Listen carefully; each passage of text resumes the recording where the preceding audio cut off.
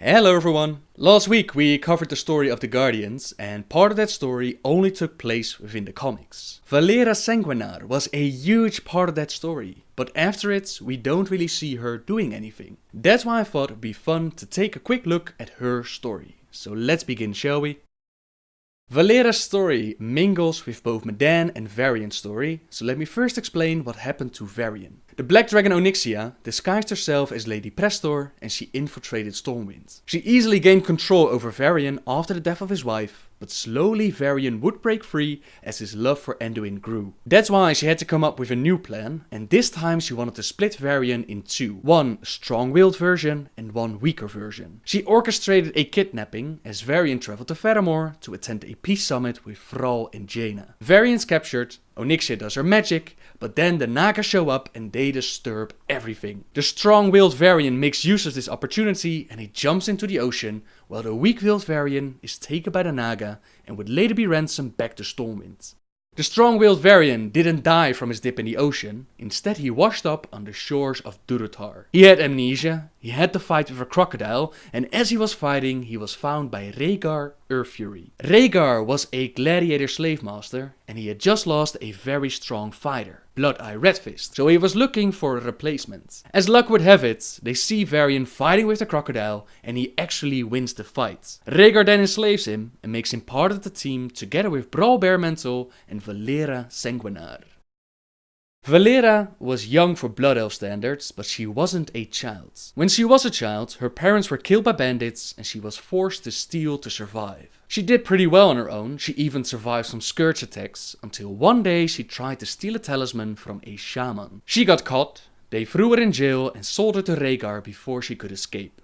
That's how Valeera ended up in this arena team, and at first the team doesn't really get along with each other. Varian doesn't want to fight for amusement, Brawl doesn't like Valeera, and Valeera doesn't like Brawl. Brawl sees the Blood Elves as traitors for turning their back on the Alliance and giving in to their magical addiction. Valeera doesn't take kindly to those kinds of insults. She doesn't see herself as part of the Horde, but she is proud of her people. She didn't have a choice when it came to the magical addiction, it was passed on to her by her mother from drinking her milk, and her people leaving the Alliance? What choice did they have? The Alliance Grand Marshal Garithos used and betrayed the Blood Elves during Warcraft 3, and the Scourge nearly wiped out her race. What were they supposed to do? They were about ready to go at each other's throats, but Varian told them to save their rage for their enemies in the arena. The very next day, they made their way to the training grounds in Orgrimmar. Valeera had not forgiven Brawl for his insults, and she drained a little bit of his energy. She expected that they would fight each other, but another team was training, and they taunted their group, calling them a nature lover, a turncoat, and even a coward. Again, Valeera doesn't like to get insulted, and she charged immediately into battle, getting her ass kicked. Brawl and Varian jumped in and tried to help her, but Brawl couldn't transform because she had stolen his energy, so he too got his ass handed to him. The Tauren nearly killed him, but thankfully Varian is no pushover, and he managed to take out the team and protect the elves. Valeera thanked him for saving Brawl's life because she didn't really want to hurt Brawl, she just wanted to teach him a lesson. The fighting wasn't over yet, Rhaegar wasn't done with his new team, they still needed to learn to expect the unexpected. This fight was just a warm-up and the next foe was Blade Master Haiku Steel Edge. Haiku laughed at them for being so very weak and he was about to strike down Brawl, but Valeera stepped in. He quickly pushed Valeera to the side, but thankfully Varian was there. Haiku underestimated Varian greatly, he thought that he was just a novice gladiator, but even though Varian had lost his memories, he had not lost his fighting skills and he quickly took care of the Blade Master. With that, their training was done and Valeera felt really sorry about what she had done to Brawl. As the reward, they were allowed to pick an item from the Halls of Legends. This is the place where Valeera got her weapons from, orcish daggers, long as swords and sharp as dragon's teeth. Brawl took a druid staff from the armory, while Varian found a belt. Touching this belt triggered one of his last memories of when he was a child, fleeing from Stormwind together with Anduin Lothar. This belt was no ordinary belt, this belt used to belong to Lothar himself, and Varian took it with him. All the way to the Dire Maul Arena, where they were pitched against some of the greatest gladiator teams in hopes of becoming the champions of the Crimson Ring. The battles were not easy, but each of them brought skills to the group. Brawl had Battle Fury, Varian knew how to lead them and he had fighting skills, while Valeera was quick, both with her mind and with her body. Against all odds, they managed to win, earning Varian the title of Logash and Valeera the reward of being sold to a new team. She would become the leader of this team, so it wasn't that bad of a deal, but still the team was split up. Brawl and Varian promised her that they would break free and come back for Valeera, but she didn't need them. She managed to escape herself by pretending to be this helpless little girl, and when she was on a griffin over the forest, she made her move. She made the griffin drop her escort and quickly hid away into the forest. Then she circled around and made her way back to Thunderbluff in an attempt to rescue Brawl and Varian.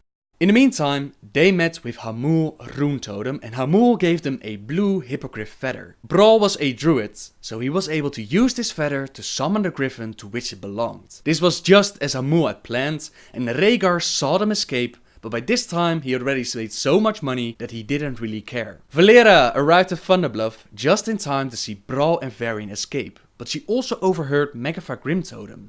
Megafa was talking with an assassin sent by Onyxia. Remember that Onyxia wanted this side of Varian dead, and she found out that he was still alive, so she sent someone to kill him. Valeera overheard what he was planning to do, so she flew after him in hopes of rescuing Varian from his would-be murderer. This journey, this chase behind the assassin and Varian and Brawl would take them all over the continent, since Varian and Brawl had their own little adventure. This led Brawl to dealing with demons from the past, and Varian was trying to figure out who exactly he was. They made their way to Ashenvale, where the Sentinels told the assassin exactly what he wanted to know. They did this because he was a human, so they assumed that he was part of the Alliance, while they instantly attacked Valeera because she was a blood elf. She managed to escape the Sentinels, fly to Darnassus, where once again the assassin got his information and she had to follow him from the shadows. Valeera finally managed to catch up to him as they made their way to Veremor. Varian and Brawl, they were going there because Tyrande had told them that Jaina would be able to help Varian find his memories. Just as the assassin was about to shoot Varian, Valeera threw her dagger into his back, saving Varian's life. Varian and Brawl didn't even notice this, but both Valeera and the assassin, they fell off their mounts into a huge spider web. Valeera tried to convince the assassin to tell her who had sent him, but he wasn't about to talk, and the owner of the web just showed up for a nice little meal. Valeera had saved the day, had saved Varian's life, but she was badly beaten herself. Thankfully, Aegwynn had seen her fall from the sky, and she took her to Veremor where she could heal and rest. In the meantime, Varian and Brawl were busy with figuring out who Varian was, and they had found out that he was the lost king of Stormwind. They made plans to go back to Varian's kingdom, but before they would, they first wanted to go and save Valeera. Valeera popped up and told them that that wouldn't be necessary, that she already had freed herself and the group was reunited. Their next journey would be to Menethil Harbor, and from there they would travel to Stormwind. As they sailed across the sea, they were attacked by Naga. Brawl got in a lot of trouble during that fight, and Valeera could see that the staff of the Naga Sea Witch held powerful arcane magic. Magic she could use to boost her power, but Brawl told her not to do it. Giving in to just a little bit of that magic would feed her natural addiction, but she didn't listen. She had to help Brawl, so she took the staff, drained some of its powers, and she used it to save him. What she did at that moment, she did with the best intentions, but Brawl's warning would soon come true. With her first taste, she hungered for more, and when they defeated the Naga and reached Menethil Harbor, she drained the very first person that she saw.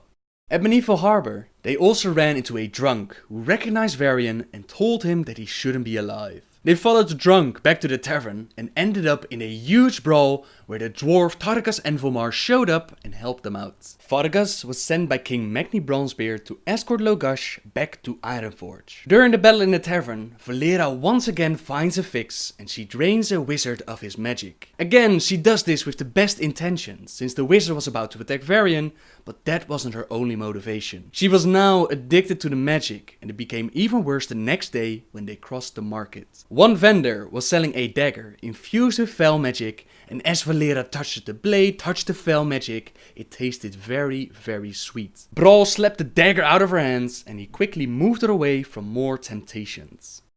On their way to Ironforge, they moved deeper into the wetlands, where they came across a group of dark iron dwarfs. Normally this group wouldn't be a problem, but Valeera was so shaking from withdrawal that she couldn't even throw her daggers right, and Brawl took an axe in the back because of this. This was a clear message to Valeera that she needed help, and she promised Brawl that she would do anything, drink any of his herbal remedies to get over her addiction. In the meantime, the other side of Varian, the weak-willed side, was ransomed back to Stormwind, and this version was easily placed under Onyxia's control. She still wanted Logash Varian dead, so she sent a new assassin after him, this time a blooded warlock named Vendalin Soulfire. Vendalin found the group, and he noticed that Valeera had tasted fell magic before. She even craved it, and he placed a curse on her called the Mark of Kafrenatir. Kafrenatir was a powerful dreadlord, defeated by the first guardian, and now with this mark placed on her, the demon lived inside, crawling in her skin, crawling in her mind, through her very soul.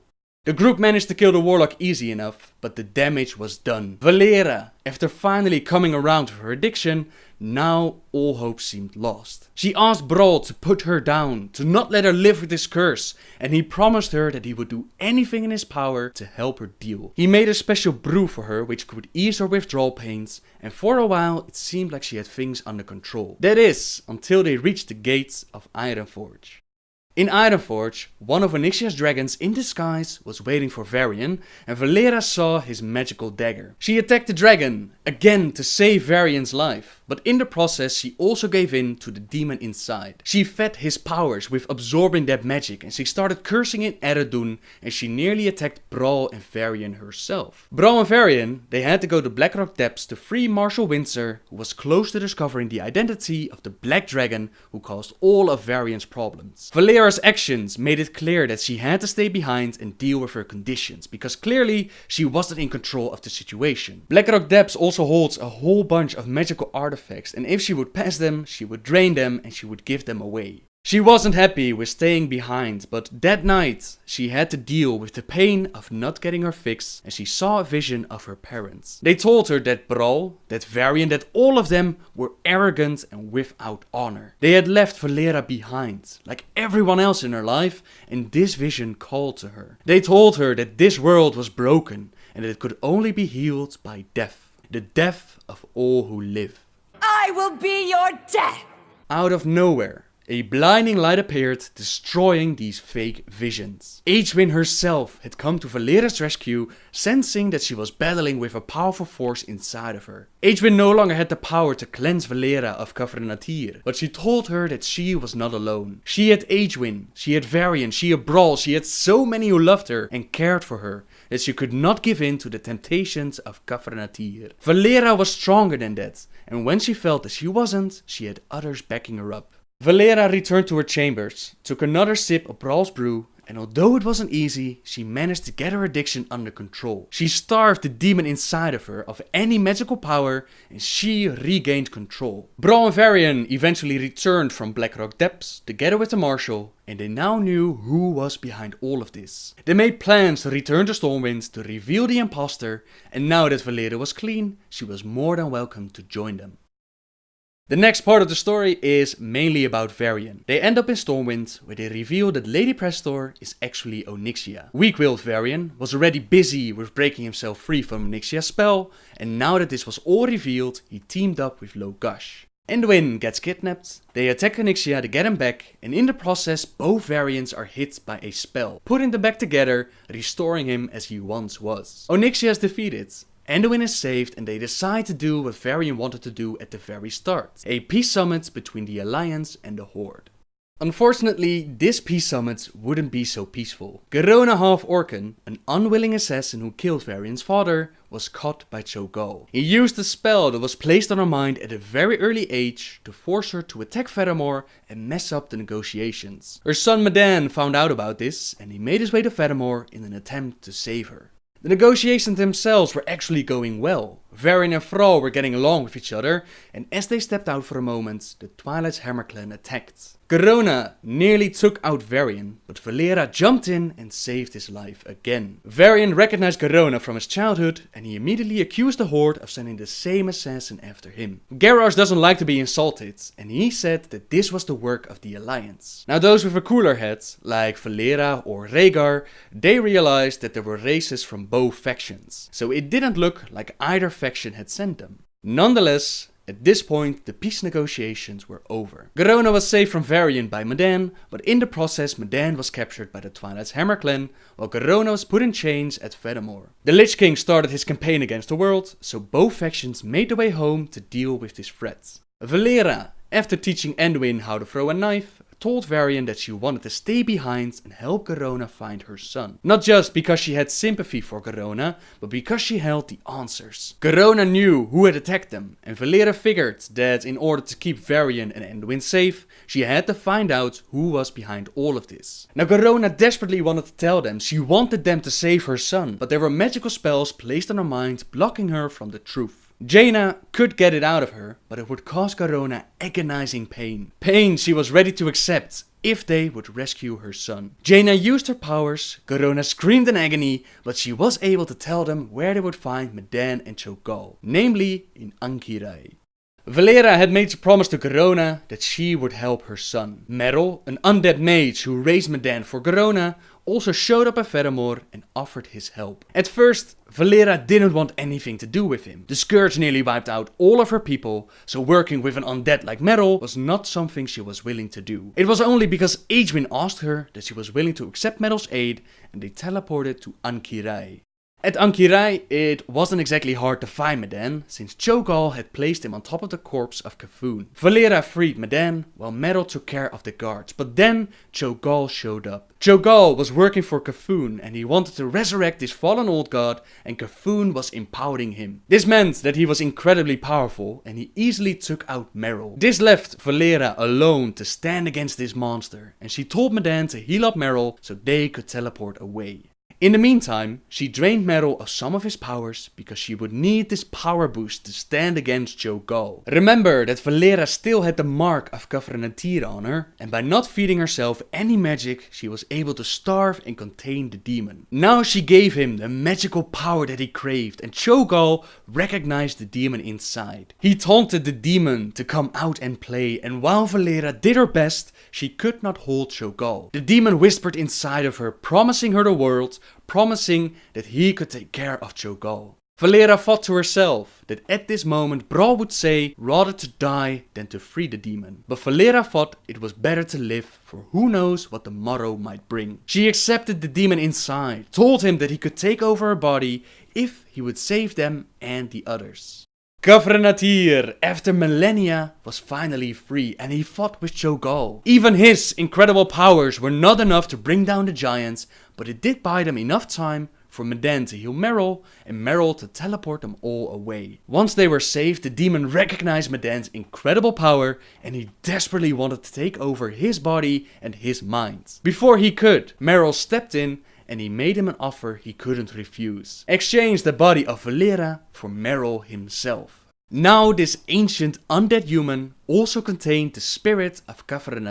But Meryl was not just a simple mage, and he was able to contain the demon, at least for the moment. Valeera was now free of the demon who had hunted her for months, and she thanked Meryl with all her heart. After this moment, it seemed like Valeera's story was done. The next things that she did was assisting the new Council of Tirisfal, and she helped Corona with bringing the base of Aetish, Great Staff of the Guardian, to Medan. Medan used his staff to defeat Cho'Gall, and that's the end of the story in the comics. After that moment, she hasn't done much at all. We saw her in-game during Wrath of the Lich King, where she was part of the pre-launch event. The story from the comics has retconned that moment, meaning that it never happened. She did have a part in the Battle of Undercity back in Wrath of the Lich King, where she helped Varian in claiming the city. The march upon the Undercity begins now. Be empowered by your king's strength.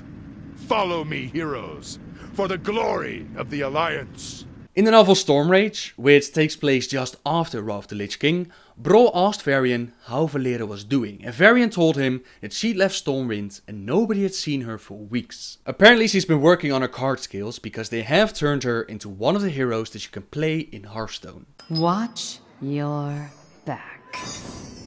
Like I said, story-wise, she hasn't done much, and I would love to see a return of Valeera within the game. I love what they did with her in the comic. Valeera might not have received much story, but what she did was excellent. She had an addiction story, she overcame that addiction, she accepted the demon inside of her to save others. All of her story time was either protecting others or saving others, and that makes Valeera one of the greater heroes. She might not receive the credit that she deserves, but she was a huge part of some of the major events within Warcraft. Her loyalties are not towards the Horde or the Alliance. Last we heard is that her loyalties are with Varian and Anduin, which leaves her open for being a part of a lot of storylines. I wonder why they haven't used her in the Cataclysm. For example, when Garona was hunting Cho'Gall. Or why they didn't use her at the start of Mist of Pandaria, with the whole rescue Anduin mission. Hopefully they're saving her for something good, since it's unclear where she is and what she's been doing. Only time will tell what they're going to do with Valeera. But for now, this is the end of her story, and this is the end of my video. Thank you very much for watching, everyone. Subscribe if you like my videos,